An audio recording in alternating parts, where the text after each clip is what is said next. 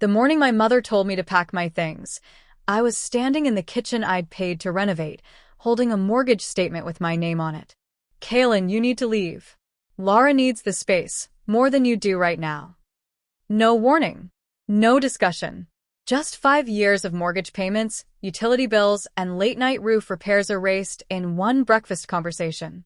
My sister stood behind her, coffee mug in hand, my coffee mug, actually, wearing that same sympathetic smile she'd perfected since we were kids. The one that said, "I'm not the bad guy here, you're just being difficult." 3 days. That's how long Laura had been back before I was getting evicted from my own investment.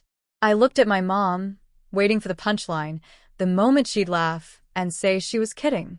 But her face stayed stone-cold serious, that familiar expression she wore when her mind was made up and arguing would only make things worse. "Mom, I've been paying the mortgage for 4 years. $20,000 left, and I've covered every single payment." She waved her hand like I was talking about pocket change. "You're doing well enough to get your own place now. Your sister's been through a difficult time. She needs family support." Support.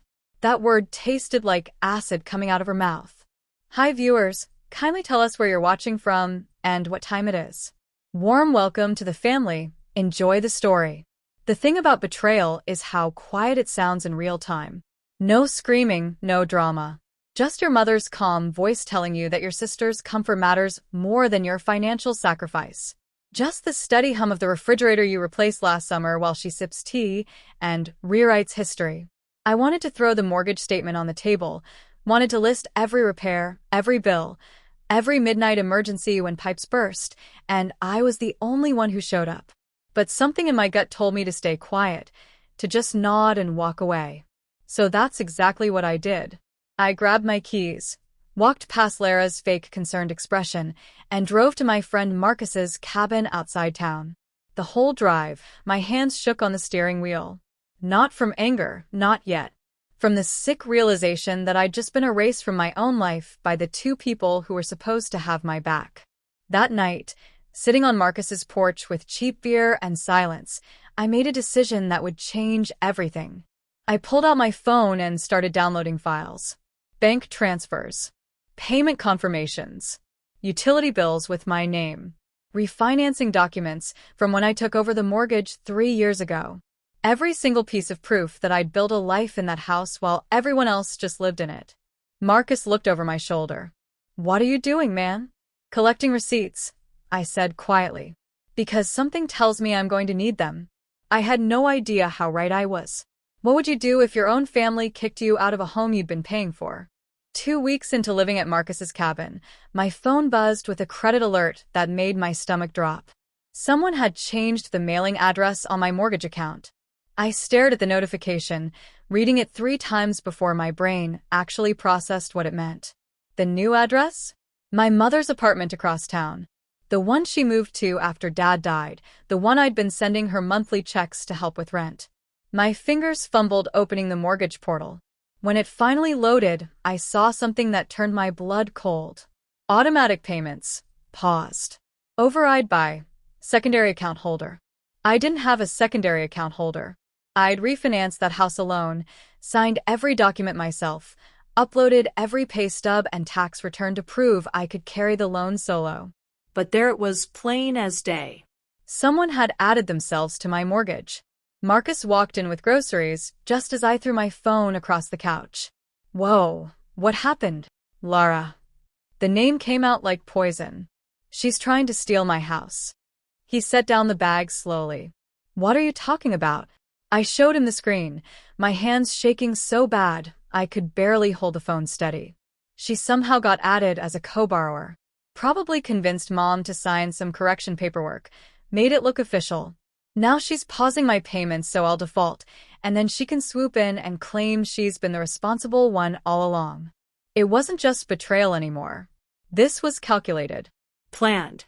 This was my sister looking at everything I'd built and deciding she deserved it more. Marcus whistled low. "Man, that's fraud. Like, actual crime fraud." "Yeah, but proving it means going to war with my own family." I dropped onto the couch, feeling the weight of it crush down on my chest. "You know what Mom will say? That I'm being selfish, that I'm hurting Lara when she's vulnerable, that family doesn't sue family. Family doesn't commit mortgage fraud either. Marcus shot back. You got a lawyer yet? I didn't. But I knew someone who might help me find one. June Marin answered on the second ring. I'd worked with her 5 years ago when I first refinanced, back when Dad's death left everything financial in chaos. She was the title officer who'd caught 3 errors in the original paperwork and saved me from signing a nightmare. Kaylin Ross, she said warmly. Been a while. What's going on? I explained everything. The kickout, the address change, the mysterious secondary holder. By the time I finished, the warmth had drained from her voice, replaced by something sharper. Send me every document you have access to. Bank statements, payment confirmations, email correspondence, everything. And Kaylin, don't touch that account again until I verify something. Verify what? She paused. If what you're describing is accurate, someone filed amended deed paperwork. Those require notarization, witness signatures, specific forms. If your sister rushed this, she probably made mistakes. Hope flickered in my chest for the first time in weeks. And if she did, then you've got her dead to rights. But you'll need a real estate attorney, not just a title officer. I'll send you a name. Someone good. After we hung up, I sat in that cabin's dim light feeling something shift inside me. Not anger anymore. Something colder. More focused. Lara thought she could rewrite history with forged signatures and Mom's guilt trips. She had no idea I'd been keeping records of everything. Have you ever discovered someone you loved was stealing from you right under your nose? Owen Holbrook's office smelled like old books and expensive coffee. He was maybe 60, silver hair perfectly combed, wearing a suit that probably cost more than my truck. But when he shook my hand, his grip was firm and his eyes were kind. June speaks highly of you, he said, gesturing to a leather chair. She also sent me preliminary documents. Before we dig in, I need to ask, are you prepared for this to get ugly? I'd been asking myself that same question for 3 days straight. My sister committed fraud. My mother enabled it. If ugly is what it takes to stop them from stealing my house, then yeah, I'm ready. He nodded slowly, pulling out a thick folder. June flagged something interesting in the supplemental deed your mother filed. The notary signature doesn't match the state log record for that date. Either the notary made an error, or someone forged the stamp. My pulse kicked up. Meaning this document might be worthless. But we need to verify before making accusations. He leaned forward, fingers steepled. Here's what I recommend. We file a temporary hold on any title transfer. That freezes the property. No sales, no refinancing, no changes without your explicit consent. How long does that take? If we move fast, week, maybe 2. It'll alert your mother that something's wrong, though. She'll know you're fighting back. Good. Let her know. Owen walked me through the process, explaining terms I barely understood but nodded along to anyway. Quiet title action. Lease pendants. Chain of custody for documents. It all blurred together into one central truth. I had proof, and proof was everything. Before I left, he said something that stuck with me. Most family disputes like this end in screaming matches and broken relationships. The ones who win are the ones who stay calm and let the evidence do the talking. I drove back to the cabin feeling lighter than I had in weeks. Not happy. This wasn't happiness. But clear. Like fog lifting off a road and finally seeing where you're headed. That night, Mom texted me. You're really hurting Lara's feelings with this silence. She's trying so hard to rebuild her life, and you're making it harder. I stared at those words for a long time, feeling the familiar guilt try to crawl back in. The old Kaylin would have apologized, would have called and smoothed things over, would have let himself get steamrolled in the name of family peace. But that Kaylin paid a $20,000 mortgage while getting kicked out of his own house. I deleted the message without responding. 3 days later, the freeze order went through. Owen called me personally to deliver the news, and I could hear the smile in his voice. It's done. Nothing happens with that property without your signature now. Your mother's lawyer will receive notification by end of business today. I thanked him and hung up, then sat very still in Marcus's kitchen, waiting for the explosion I knew was coming.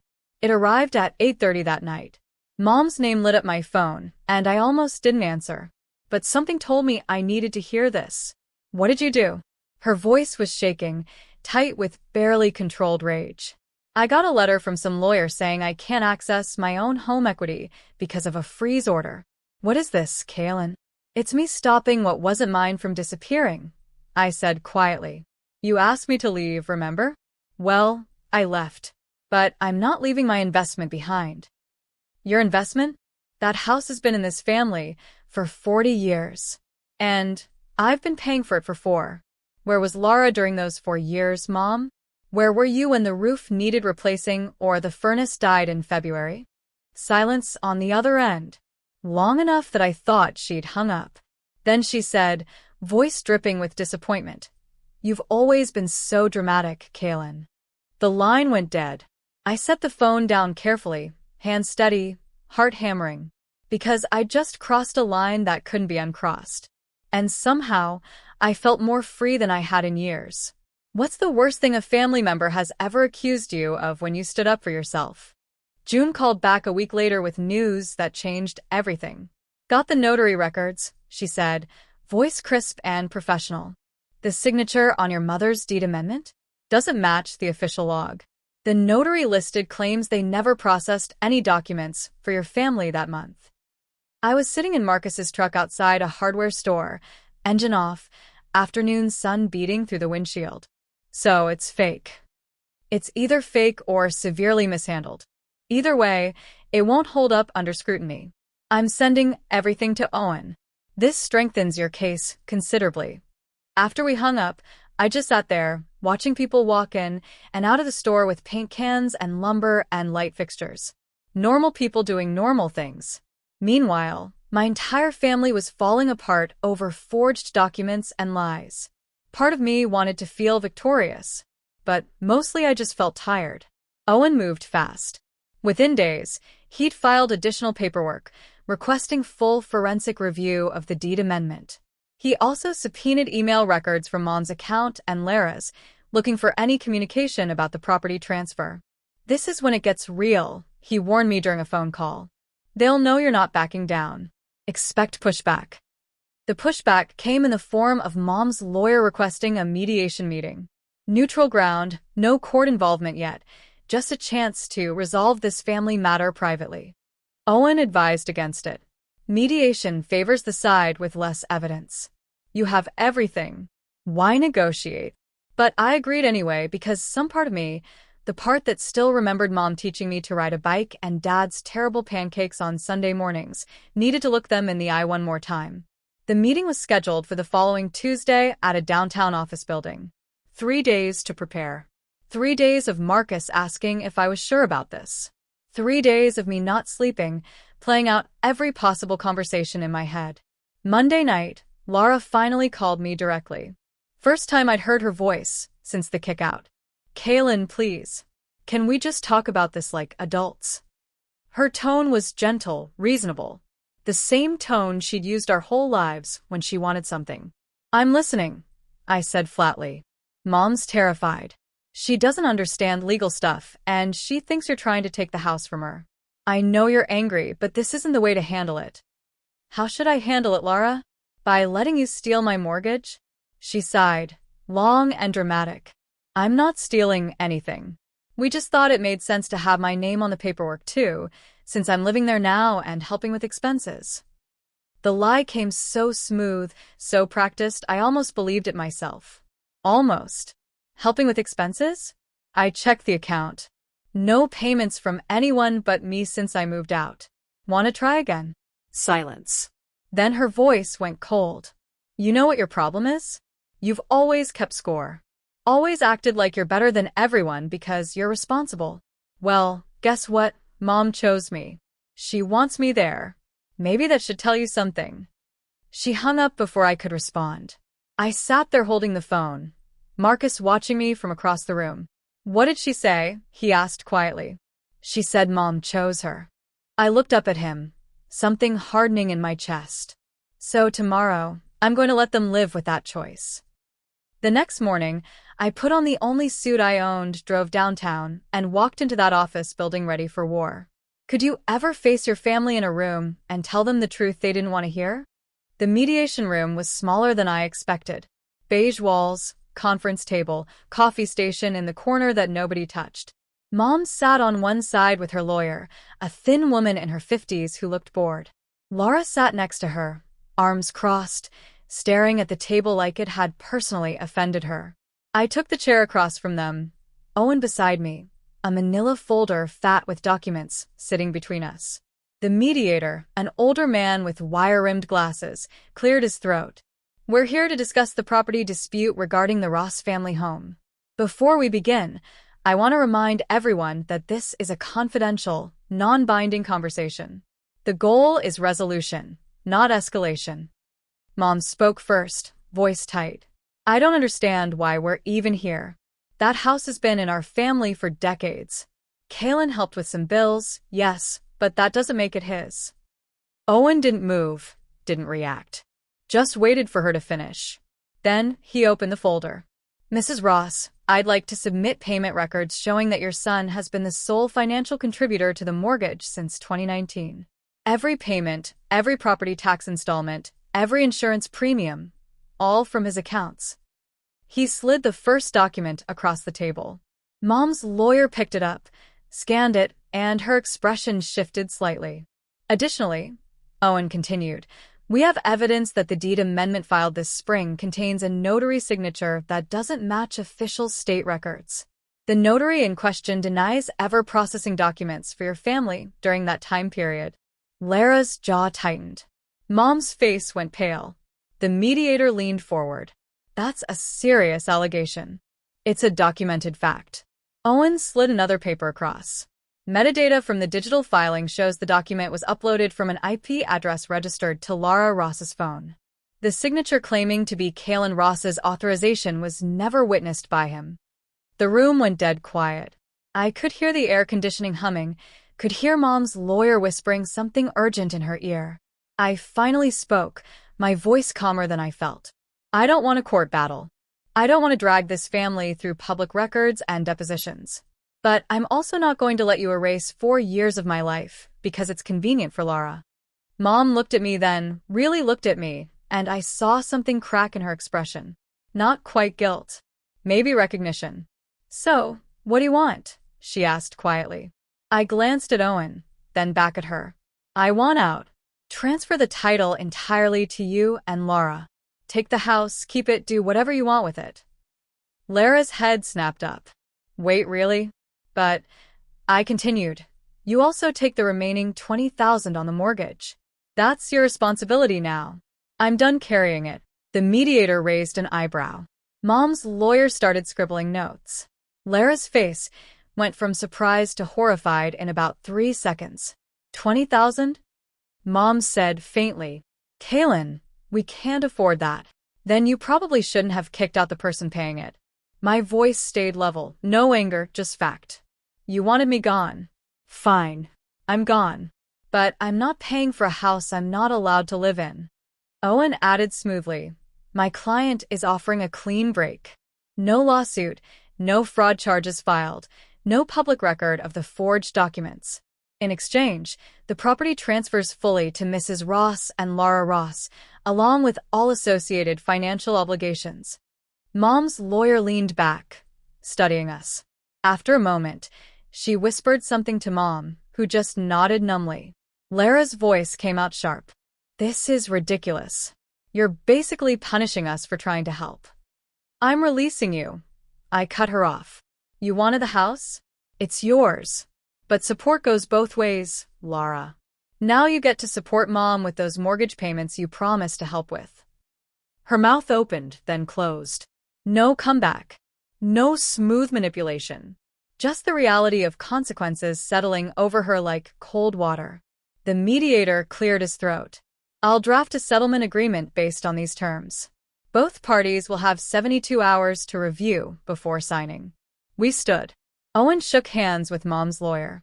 I walked past my family without looking back, feeling lighter with every step.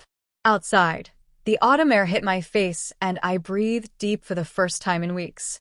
Owen clapped my shoulder. That was the cleanest exit I've seen in 20 years of real estate law. Most people fight for the property. Sometimes winning means walking away without the weight, I said quietly. He smiled. Your father would have been proud. I hoped he was right. Have you ever won by letting go of something everyone thought you'd fight for? The settlement papers arrived on a Thursday morning, delivered by certified mail to Marcus's cabin where I'd been crashing for almost 2 months now. I signed them at the kitchen table with a pen that kept skipping, Marcus watching over his coffee mug like he was witnessing history. In a way, maybe he was. Not many people voluntarily walk away from a house they've bled money into for years. You really doing this? He asked for the 10th time that week. Already done. I slid the papers back into their envelope, sealed it. They want the house so bad. It's theirs, along with every problem that comes with it. What I didn't tell Marcus was that I'd done one final check of the property records before signing. The roof I'd replaced 2 years ago was already showing leak damage from poor maintenance. The solar panels I'd installed had been neglected so long they were running at half efficiency. The whole place was slowly falling apart without someone who actually cared keeping it together. Sometimes revenge isn't loud. Sometimes it's just stepping back and letting people face what they've created. I mailed the papers that afternoon, then drove into town and did something I hadn't done in months. I looked at apartment listings. Real ones, not temporary crash pads. Places where I could build something new without ghosts hanging over every room. Found a small unit above Miller's Hardware on 3rd Street. 1 bedroom, decent kitchen, big windows that let in morning light. The owner, old Pete Miller, recognized me from the time I'd helped him install shelving in his stockroom. Heard you had some family troubles, he said carefully, the way small-town people do when they know your business, but are too polite to pry. Something like that. Looking for a fresh start. He nodded slowly. Place is yours if you want it. Month-to-month lease, no games. I shook his hand and signed the rental agreement right there. First time in weeks something felt simple and honest. Moving in took one afternoon. Turns out when you've been living out of a duffel bag at your friend's cabin, you don't accumulate much. Clothes, tools, a box of Dad's old things I'd grabbed before the kickout. That was it. That night, sitting on the floor of my empty apartment eating pizza straight from the box, my phone buzzed. Owen's name on the screen. Settlements finalized, he said without preamble.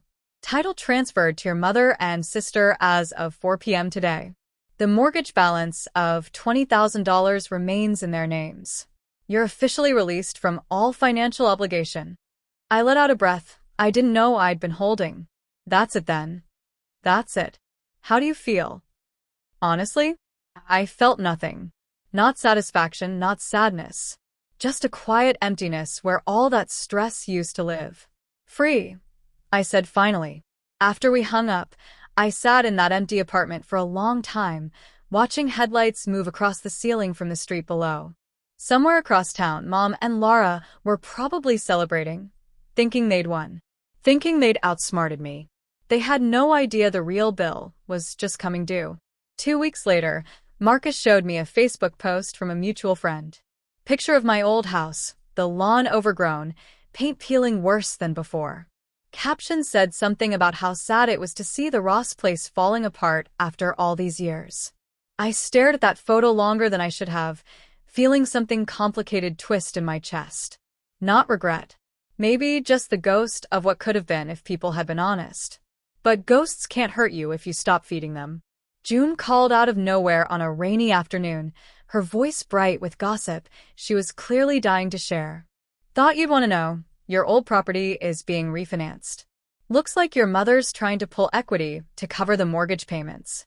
I leaned back in my desk chair, phone pressed to my ear. How's that working out for her? Not great. The appraisal came back lower than expected because of deferred maintenance issues. She might not qualify for enough to make it worth the fees. I should have felt vindicated. Instead, I just felt tired. Thanks for the update, June. Kaylin? You did the right thing.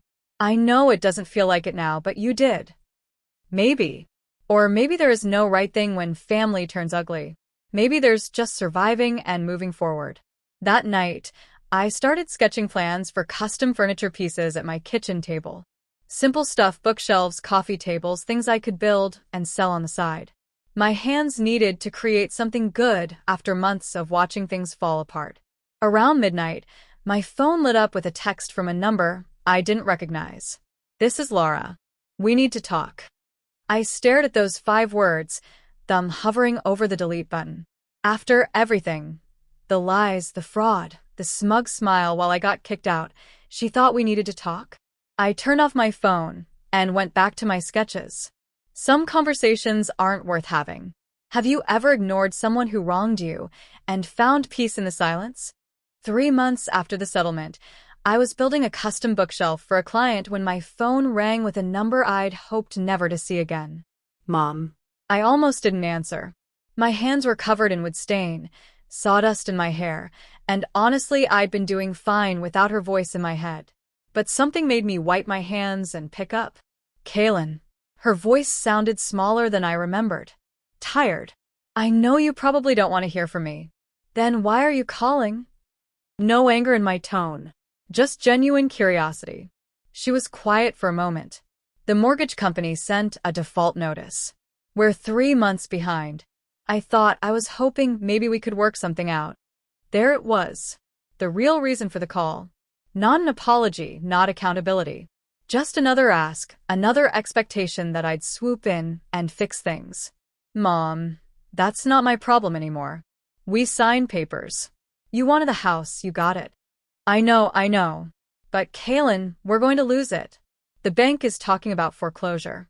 Your father built that house, don't you care?" Something hot and sharp flared in my chest. "Dad built that house for family. You kicked family out. So no, I don't care what happens to it now." How can you be so cold? This is your childhood home. It stopped being my home the morning you chose Laura over basic fairness. My voice stayed level, but my grip on the phone was white-knuckled. Where's she, by the way? Why isn't she helping with these payments she promised to cover? Silence. Long and damning.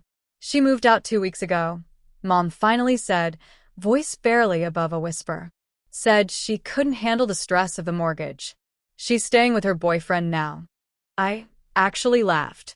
Couldn't help it. The sound came out bitter and sharp. "So, she got you to commit fraud, got me kicked out, got the house in her name, and then bailed the second it got hard? And you're surprised? Don't talk about your sister that way." "I'll talk about her however I want. She's a thief and a liar, and you enabled every bit of it." I took a breath, steadied myself. "Here's what's going to happen. You're going to figure out those mortgage payments on your own. Sell the house, rent it out, get a roommate, I don't care. But I'm done being your backup plan." "Kaylin, please." I hung up, stood there in my workshop, heart pounding, hands shaking. Marcus walked in from the front room where he'd been pricing lumber, took one look at my face and said, "Your mom?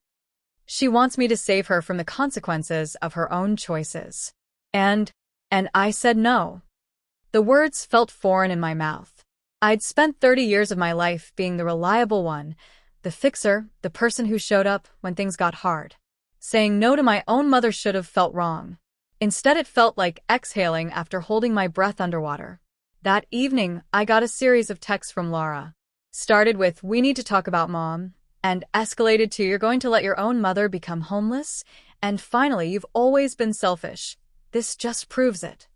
I read each one, felt nothing, and blocked her number. Pete Miller caught me locking up the workshop later that night. "You all right, son? Look like you've been through something." "Family stuff," I said simply. He nodded, understanding in his weathered face. I had a brother once who thought my success was his birthright.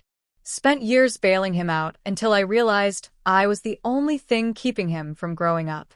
Hardest thing I ever did was stepping back. What happened to him? Figured it out eventually. Took a few hard years, but he did. We talk now sometimes. But it's different. Honest, finally. He clapped my shoulder. Point is, sometimes the kindest thing you can do is let people face their own mess. I thought about that all night. Wondered if Mom would figure it out, if she'd eventually see how she'd been manipulated. Wondered if Laura would ever feel the weight of what she'd done. Probably not. Some people spend their whole lives blaming everyone else. But that wasn't my problem anymore. June texted me a week later. Heard through the grapevine your old place is officially in foreclosure proceedings. Bank auction scheduled for next month. You okay? I typed back. Yeah. That house died the day honesty left it. She sent back a thumbs up and a heart emoji. Funny thing about closure. You don't always get the dramatic moment, the tearful apology, the recognition you were right all along. Sometimes closure is just waking up one morning and realizing you haven't thought about them in days. That's when you know you've won. Not by destroying them, but by building something better without them in it. What would you do if the people who wronged you came crawling back for help? The bank auction happened on a cold November morning. I didn't attend, but Pete Miller did because he was looking for investment properties and the Ross house was on the listing. He came back with photos and a look on his face that was half pity, half vindication. Place is a wreck, he said, showing me pictures on his phone. Roofs leaking in 3 places, front porches sagging. Looks like nobody's touched the yard since summer. Bank's starting bid at $60,000 just to cover the remaining mortgage and fees. I looked at the photos of my childhood home. Peeling paint, broken shutters, weeds choking the flower beds Mom used to tend every spring. It looked haunted, empty, like something that had died and nobody had buried it properly. You gonna bid on it? Pete asked carefully. No. The answer came easy. That's not my story anymore. He nodded slowly. Property sold for $65,000 to some investment company. They'll probably flip it or rent it out. $65,000. Less than half what it was worth when I'd been maintaining it. All that work, all those upgrades, all those weekend repairs, erased by a few months of neglect. That's what happens when people take things for granted. They don't just lose them. They destroy them first. Marcus threw me a small celebration that night at his cabin. Just us, some beers, and a fire pit under cold stars. We didn't talk about the house or my family. Just sat in comfortable silence, the kind you only get with people who've seen you at your worst and stuck around anyway. You ever regret it? He asked eventually. Walking away. I thought about it honestly. Sometimes I regret that it had to happen at all. But walking away? No. Best decision I ever made. Your mom reach out again? Not since I told her to handle her own mess. Laura blocked me on everything after I wouldn't save them from foreclosure. I poked at the fire with a stick, watching sparks rise. I think they really believed I'd cave at the last minute, that I'd swoop in and fix everything, because that's what I always did. But you didn't. But I didn't. I smiled slightly. Turns out you can love people and still refuse to drown with them. The next morning, I got an email from Owen. Subject line: Final closure. He'd sent a final accounting of everything, the title transfer, the settlement, the foreclosure proceedings. All of it documented and closed. At the bottom, he'd written, "You handled this with more grace than most. Your father would be proud. If you ever need legal help again, I'm here. But hopefully you won't." I printed that email and put it in the box with Dad's things. Somehow that felt right. Documentation that I'd stood up for myself, that I'd done the hard thing even when it cost me. That afternoon, I delivered the custom bookshelf to my client, a retired teacher named Mrs. Chun who lived in a small house filled with plants and natural light. She walked around it 3 times, running her hands over the wood, and her eyes got misty. "This is beautiful work, Kaylin. You've got a real gift." Something about those words hit differently than any compliment ever had. Because it wasn't about being reliable or useful or fixing other people's problems. It was about creating something good with my own 2 hands. "Thank you," I said quietly. "Means a lot." She paid me in cash and added an extra $50. "For the care you put into it. I can tell when something's made with attention." Walking back to my truck, I felt something I hadn't felt in years. Not happiness exactly. More like purpose. Like maybe I was finally building a life that actually belonged to me. My phone buzzed with a text from a number I didn't recognize. "This is Sharon, your mom's neighbor.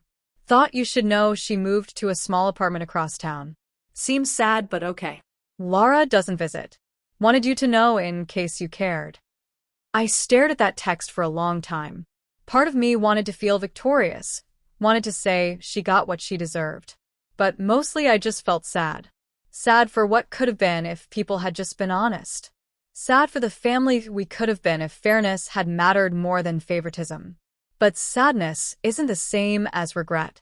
I typed back, "Thanks for letting me know," and left it at that. That night, I started sketching plans for a dining table. Something big and solid, the kind families gather around for decades. The kind of thing that outlasts the people who made it. And I realized that's what legacy really is.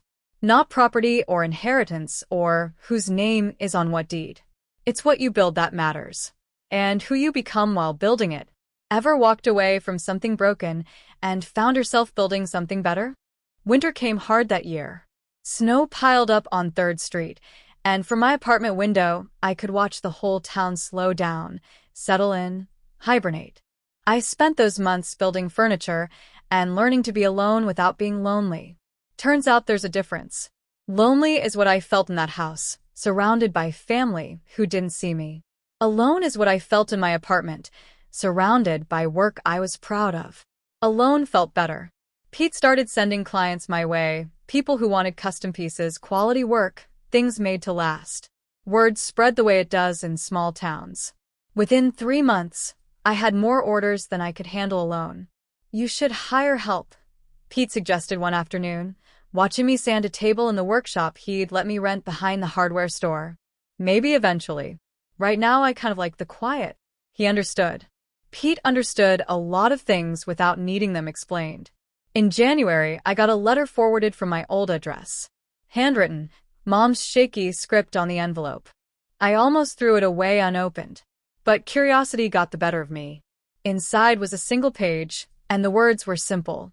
"Kaylin, I'm writing because I need to say something I should have said months ago. I was wrong. I let Laura manipulate me because it was easier than admitting she needed tough love, not enabling. I convinced myself I was helping her when really I was just avoiding conflict. And I hurt you in the process. The house is gone now. Laura doesn't call anymore. I'm living in a small place and working part-time at the grocery store. I'm not asking for forgiveness or help. Just wanted you to know I finally see what I did. I hope you're doing well. Love, Mom." I read it 3 times, looking for hidden asks, veiled manipulation. But it seemed genuine. Tired and honest in a way she'd never been before. Part of me wanted to feel vindicated. She'd finally admitted it. Finally saw what everyone else had seen all along. But vindication felt hollow sitting in my quiet workshop. I folded the letter carefully, put it in the box with Dad's things, and didn't respond. Not because I was angry anymore, but because some apologies don't need a reply. Sometimes just hearing them is enough. Marcus asked about it later, and I shrugged. She said she was wrong. Maybe she means it. Maybe losing everything taught her something. Either way, it doesn't change anything for me. You ever think about reaching out? Just coffee or something. Maybe eventually. But not now. Right now I need to keep building this. I gestured at the workshop, the half-finished projects, the life I was creating from scratch. She needs to keep living with her choices. That's how people grow. He nodded. You've gotten wise in your old age. I laughed. I'm 32. Like I said, old. February brought a surprise. Owen called with news I wasn't expecting. Remember that fraud documentation we compiled? The DA's office picked it up. They're pursuing charges against Laura for forgery and attempted mortgage fraud. My stomach dropped. I didn't file charges. You didn't have to. Banks don't like fraud. Once the foreclosure investigation flagged the forged documents, it became their case. I'm calling as a courtesy to let you know you might be contacted as a witness. I sat down heavily in my desk chair. What kind of charges? Class C felony, most likely. Could be probation, could be jail time, depending on her record. Either way, she'll have a criminal record. After we hung up, I sat very still, processing. Part of me felt sick. Despite everything, she was still my sister. Despite the lies and theft, I didn't want to see her in jail. But another part, the part that had been stepped on and stolen from, felt something colder. She'd committed actual crimes. Forged documents, attempted fraud. Maybe consequences were exactly what she needed. I didn't hear from Laura directly, but through the small-town grapevine I learned she'd been arrested, posted bail, and was fighting the charges. She'd reportedly blamed everything on misunderstandings and family disputes. The DA wasn't buying it. Her trial was set for spring. I was listed as a potential witness, but ended up not being called. The evidence spoke for itself.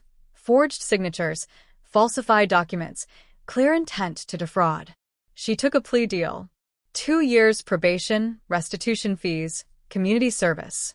No jail time, but a felony record that would follow her forever. When Marcus told me, I felt nothing. Not satisfaction, not sadness. Just a distant acknowledgement that justice, quiet, bureaucratic justice, had worked its way through the system. "How's your mom taking it?" he asked. "Don't know. Haven't talked to her." "You gonna?" I thought about it. Maybe eventually. But not to rehash the past. If we ever talk again, it'll be about building something new. Or not at all. That felt right. Clean. Honest.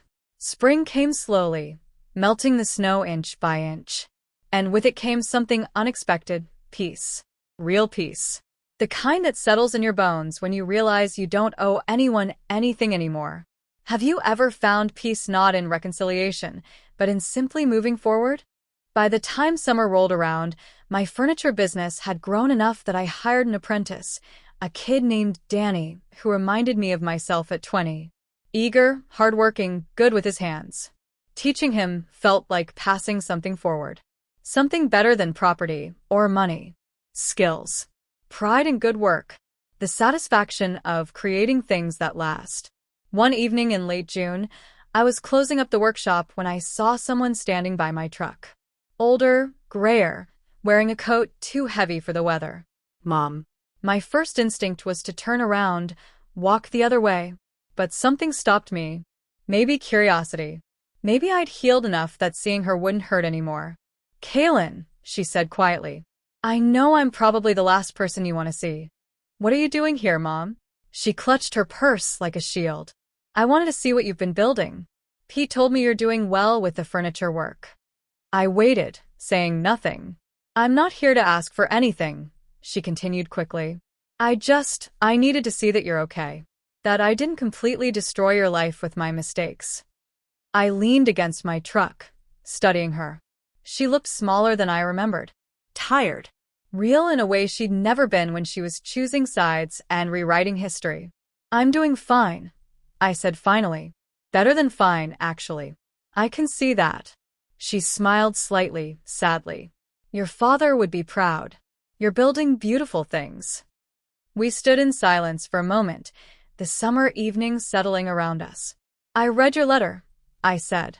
"The one from January." I meant every word. "I know. That's why I didn't respond. You didn't need my permission to acknowledge what happened. You just needed to do it." She nodded slowly. "Laura and I don't talk much anymore. After the trial, she blamed me for not protecting her from the consequences.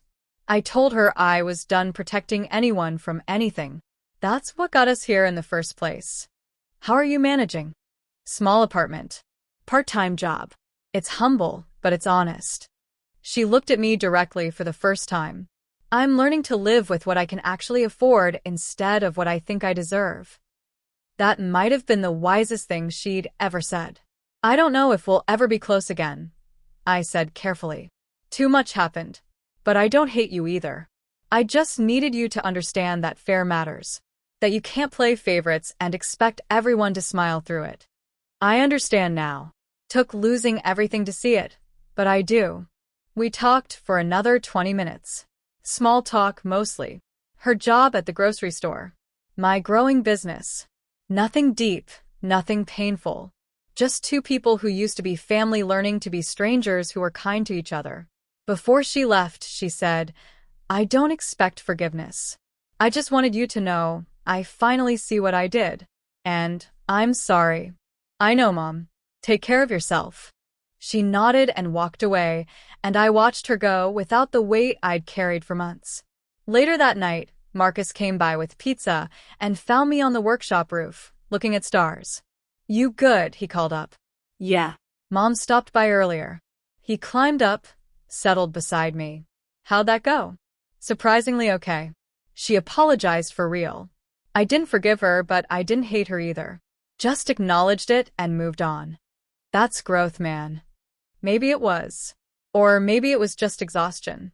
Either way, it felt complete. The years that followed were quieter. Better. I built my business slowly, carefully, with intention instead of obligation. I dated someone for a while, didn't work out, but it was good while it lasted. I learned to be alone without feeling abandoned. Mom and I talked occasionally. Brief calls, maybe coffee twice a year. Never close, but not enemies either. Just two people who'd hurt each other learning to coexist at a distance. Laura I never spoke to again. Heard through others that she'd moved to a different state, started over somewhere nobody knew her history. Maybe that was best for everyone. The old house sold again eventually. Fixed up, repainted, alive again under someone else's care. I drove by once and felt nothing. It was just a building. The real home I'd been searching for was never in those walls. It was in the quiet satisfaction of work done well. In friendships that didn't need performance. In mornings where I woke up owing nobody anything but my own integrity. That's the real ending. Not revenge, not reconciliation, not some dramatic closure. Just a man who learned that sometimes the bravest thing you can do is walk away from what's destroying you and build something better with your own hands. And that's worth more than any inheritance, any family name, any house. It's worth everything. Thanks for following Kaylin's journey with us. If this story resonated with you, hit that subscribe button and turn on notifications. We've got more powerful stories of standing up for yourself coming your way. Drop a comment sharing your thoughts or your own story of quiet justice. Your experience might be exactly what someone else needs to hear. And if you know someone who needs this message, share this video with them. Sometimes the best support we can offer is showing others they're not alone. See you in the next story.